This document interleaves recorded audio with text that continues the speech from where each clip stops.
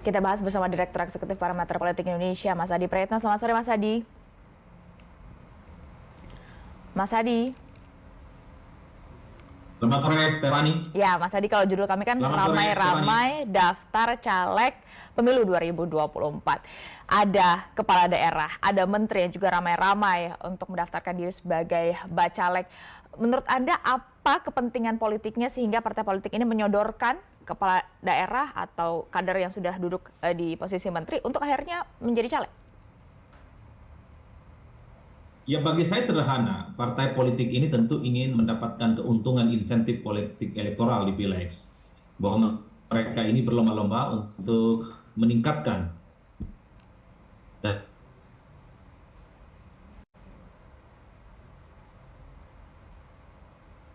Mas Adi, tampaknya kita mengalami gangguan audio. Ya, kita tengah berbincang. Baik, silakan Mas Adi. Mereka sebagai kandidat capres. Ya. Agak terputus sedikit, boleh diulang sedikit Mas Adi tadi? Ya, saya kira ini bagian dari strategi politik dari semua partai ya untuk mendapatkan insentif politik elektoral di Pileg.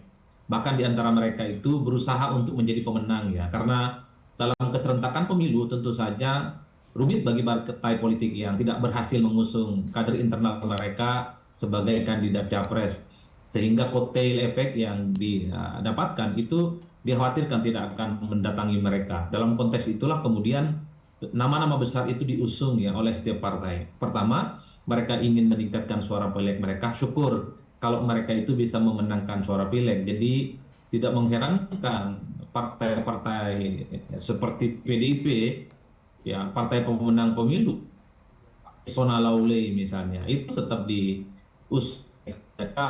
Masuk misalnya ada nama Mbak Puan Maharani, itu tentu bagian dari ikhtiar politik supaya suara PDIP minimal tetap bertahan, syukur kalau kemudian dapat mendapatkan limpahan politik elektoral, efek mengusung Ganjar Pranowo sebagai kandidat capres. Begitupun dengan partai politik yang lain, mereka tidak berhenti pada nama-nama besar, tapi mereka misalnya mengusung para public figure yang dinilai punya popularitas yang cukup mentereng, terutama dari kalangan artis. Ini tentu bagian dari strategi politik supaya partai mendapatkan suara Pileg yang cukup berlimpah. Tetapi, Stefani, ini adalah pertarungan yang saya kira bukan hanya Pilpres di 2024, tapi Pileg menjadi krusial karena semua bagaimana Pileg mereka menang, Pileg menang. Sepertinya partai politik mengusung nama-nama besar sebagai bagian dari rekan BKPU. Saya kira di situ poinnya. Jadi bukan hanya Pilpres yang panas, tapi Pileg juga panas begitu ya Mas Adi. Tapi kalau kita belajar dari pemilu 2019, sebenarnya kalaupun nama menteri yang kemudian jadi bacalek, tidak semuanya juga mulus jalannya ke Senayan, Mas Adi? Ya betul, kalau dalam konteks itu saya kira saya bersepakat ya, bahwa tidak semua menteri, tidak semua pejabat publik, bahkan tidak semua figur-figur publik yang punya nama besar, mereka lolos ke parlemen.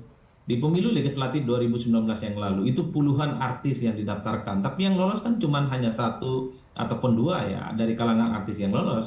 Yang kedua, kita juga melihat misalnya ada sejumlah elit partai, terutama yang saat itu masih menjabat menteri juga tidak lolos.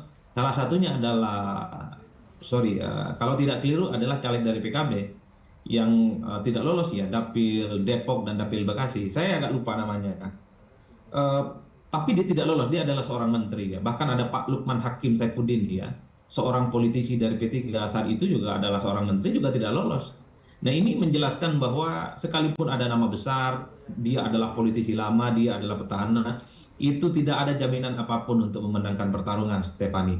Karena Pileg ini adalah pemilu yang sesungguhnya, di mana para caleg mampu meyakinkan para pemilih, disentuh hati dan pikirannya untuk datang ke TPS benar mencoblos soal caleg yang bersangkutan. Jadi di situ konteks, maka tidak mengherankan kalaupun toh ada nama-nama besar, tapi mereka itu gagal lolos dalam Pileg ya. Karena mungkin strategi politik mereka salah. Mungkin sudah merasa punya nama besar, mungkin sudah merasa punya logistik yang memadai, mungkin sudah merasa punya jejaring yang kuat. Tapi ingat, orang-orang yang dinilai tidak punya nama besar itulah bergerilya sepanjang masa. Ini yang kemudian menjelaskan di pemilu 2019 yang lalu.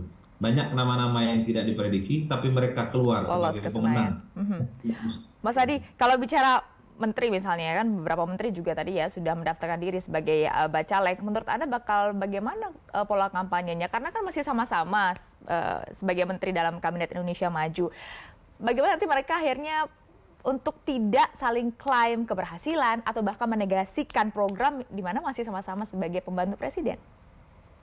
Kalau mau jujur sebenarnya Stefani, kampanye pileg itu kan segmentasinya terbatas, tidak seperti pilpres ya. Pertama, jumlah caleg yang berkampanye di satu daerah pemilihan itu banyak, lebih dari 10, lebih dari 15. Jadi sebenarnya yang dijual itu bukan soal apa yang sudah dilakukan.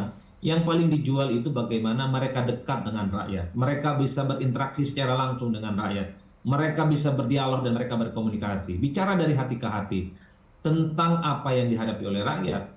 Karena kalau kita melihat preferensi pilihan politik secara umum, maka yang menurut mereka bisa diakses, yang menurut mereka sering dan bisa diajak berdiskusi, dan tentu saja interaksi aktif inilah yang akan memberikan preferensi-preferensi bahwa mereka akan datang ke TPS meyakinkan dirinya memilih calon yang bersangkutan. Karenanya sekalipun punya nama besar, punya rekam jejak yang cukup luar biasa seperti para menteri, ataupun namanya mentereng seperti artis, kalau jarang ketemu dengan masyarakat, jarang menyelami hati dan pikirannya, maka jangan pernah berharap untuk menjadi calon anggota dewan terpilih nantinya. Baik. Karenanya, dari 2019 yang lalu, begitu banyak nama artis, begitu banyak misalnya yang punya nama besar, seperti para menteri itu tidak lolos. Karena dia hanya berdiri dalam satu kubangan besar yang seakan-akan dirinya sudah populer dan akan didukung oleh banyak rakyat. Sementara mereka yang underdog tidak pernah diperhitungkan. Tiap hari dia bekerja, all the time.